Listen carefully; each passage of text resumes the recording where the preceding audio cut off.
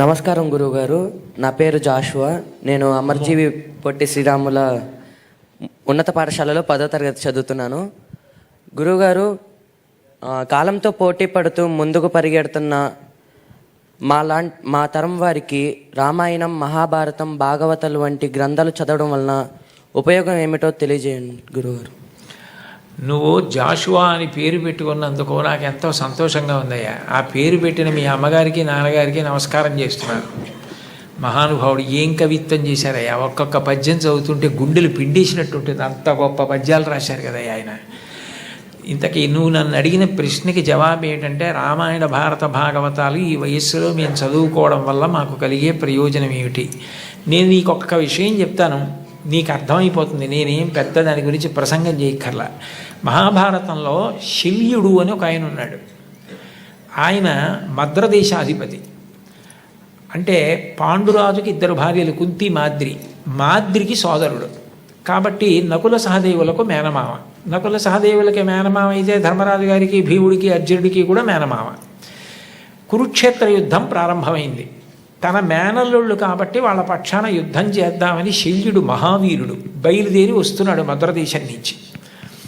ఆయన వస్తున్నాడని తెలుసుకుని దుర్యోధనుడు ఏం చేశాడంటే, కనపడకుండా చలువ పందిళ్ళు వేయించి సాయంకాలం అయ్యేటప్పటికీ నృత్యం, సంగీతం అన్నీ పెట్టేవాడు.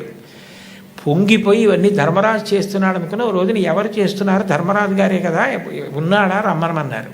అప్పటి వరకు కనపడకుండా దాక్కున్న దుర్యోధనుడు ఎదురుగుండా వచ్చి, మీరు మహానుభావుడు, మీరు వస్తుంటే మా పక్షాన యుద్ధం చేయాలా, మీకు ఇవన్నీ నేనే ఏర్పాటు చేశానన్నాడు. పొగిడేటప్పటికి పొంగిపోయాడు శల్యుడు. నీకేం కావాలి చెప్పు, చేసి పెడతానన్నాడు. మీరు మా పక్షాన యుద్ధం చేయండి అన్నాడు. తప్పకుండా చేస్తానన్నాడు. దేనికి బయలుదేరాడు? పాండవుల పక్షాన యుద్ధం చేయడానికి బయలుదేరాడు. పొగిడి 4 సత్కారాలు చేసేటప్పటికీ అది వదిలేశాడు. కౌరవుల పక్షాన యుద్ధం చేయడానికి వెళ్ళాడు. పోనీ వెళ్ళిన వాడు ఏం చేయాలి? దుర్యోధనుడితో వెళ్ళిపోవాలి. తగుదునమ్మా అని ధర్మరాజు గారి దగ్గరికి వెళ్ళాడు. ఆయనకి తెలిసిన విద్య ఈయనకి తెలీదా? ఈయన కూడా పొగిడి ఆయన్నో కుర్చీ వేసి కూర్చోబెట్టి తన కింద కూర్చొని నహుషోపాఖ్యానం చెప్పమన్నాడు. అంటే ధర్మరాజు గారంతటి వాడు కింద కూర్చుని వింటున్నాడు, నేను చెప్తున్నాను కదా అని నహుషోపాఖ్యానం చెప్పి పొంగిపోయి, ధర్మరాజా నీకేం కావాలి చెప్పన్నాడు. మళ్ళీ పొగడ్తగా లొంగిపోయాడు. ధర్మరాజు గారు అన్నాడు, మీరు ఎటు అక్కడ మాట ఇచ్చారు కదా, అక్కడే యుద్ధం చేయండి. మా పక్షాన కృష్ణుడు అర్జునుడికి సారథ్యం చేస్తాడు. మళ్ళీ కృష్ణుడితో సమానమైన సారథి మీరే, కాబట్టి మీరు అక్కడ కర్ణుడికి సారథ్యం చేస్తారు.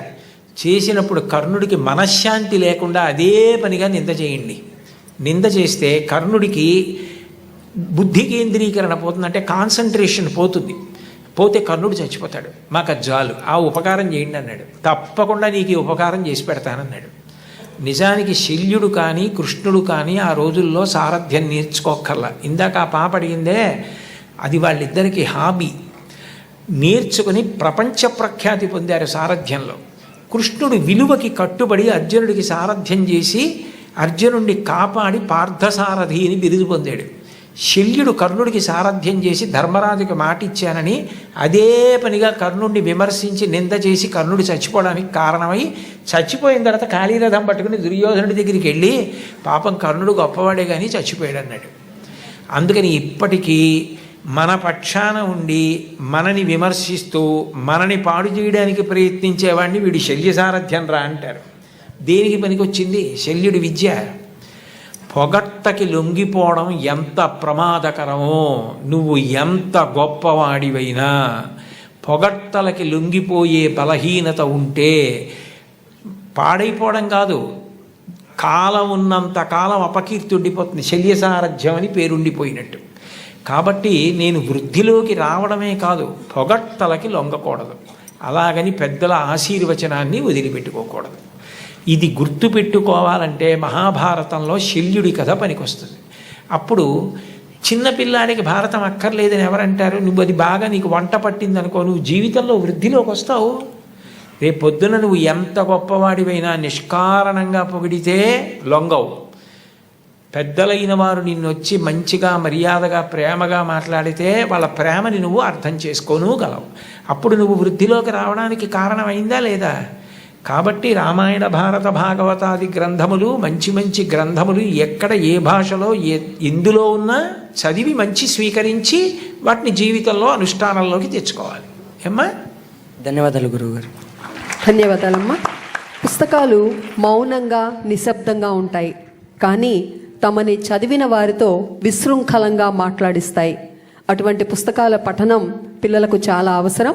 మరి తదుపరి ప్రశ్న వేసేటువంటి విద్యార్థి ఏమడుగుతాడో చూద్దాం. ఈ ప్రశ్న గౌరవనీయులైన విద్యాశాఖ మంత్రి శ్రీ నారా లోకేష్ గారికి. సార్, మీరు స్కూల్లో చదువుకునేటప్పుడు మీకు నచ్చిన టీచర్ ఎవరు? మీకు ఏ సబ్జెక్ట్ అంటే చాలా బాగా ఇష్టం తెలియజేస్తారా? ఇప్పుడు ఉపాధ్యాయుల మధ్యన గొడవలు సృష్టించినట్టున్నా స్వామి. ఎందుకంటే నేను ఈరోజు ఈ స్థాయికి వచ్చానంటే కేవలం ఒక్కరు కాదు, చాలామంది నన్ను చెక్కినవారు. దాంట్లో ప్రధానంగా చూస్తే మంజుల మేడం గారు అని ఉండేవారు స్కూల్లో.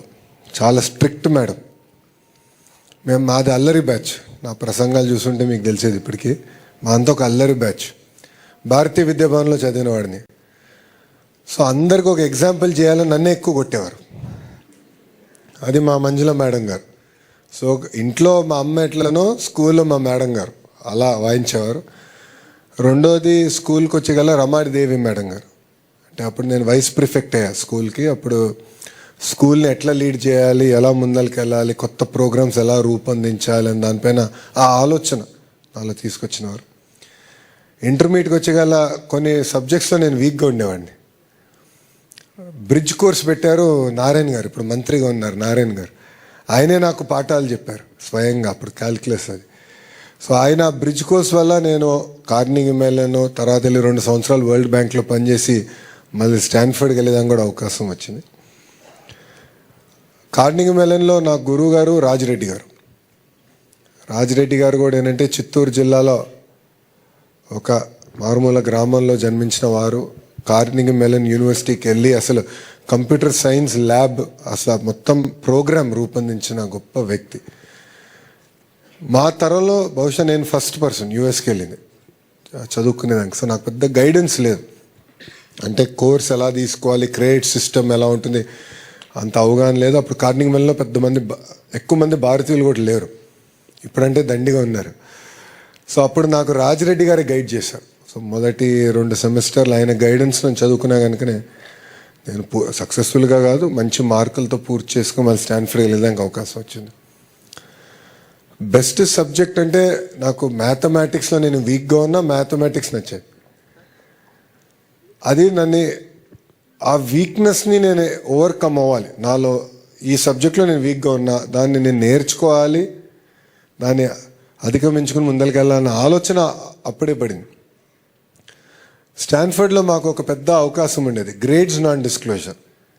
అంటే స్టాన్ఫర్డ్ ఎంబీఏలో మీ గ్రేడ్స్ అంటే వచ్చిన మార్కులు మీరు ఎవరికి చెప్పాల్సిన అవసరం లేదు, ఇంక్లూడింగ్ కంపెనీ నుంచి ఎవరిని వచ్చి నేను హైర్ చేయాలంటే. అది నాకు ఎందుకు బాగా నచ్చిందంటే నేను వీక్గా ఉన్న ఫైనాన్స్ సబ్జెక్ట్ ఎక్కువ తీసుకున్నా. అప్పుడు ఫైనాన్స్లో వీక్ ఉండేవాడు. సో ఈ 2 మ్యాథమెటిక్స్ అండ్ ఫైనాన్స్, ఈ 2 నాకు బాగా నచ్చింది. దేవుడి దయ వల్ల పర్ఫెక్ట్ అని నేను అనలేను, but definitely far better. Thank you అమ్మా. Thank you so much sir. Khalil Gibran ప్రఖ్యాత రచయిత. ఆయన చెప్పినట్లుగా తల్లిదండ్రులకు బిడ్డలు కలుగుతారు, కానీ తల్లిదండ్రులు మా సొంతం అనుకుంటారు. నిజానికి ఆ పిల్లలు ఈ జాతికి సొంతం. ఈ జాతి సంపద ఆ పిల్లలే. కాబట్టి వారి భవిష్యత్తు బాగుండాలని ప్రతి ప్రభుత్వము ఆలోచిస్తూ ఉంటుంది, ప్రతి టీచర్ ఆలోచిస్తారు, ప్రతి తల్లిదండ్రి ఆలోచిస్తారు.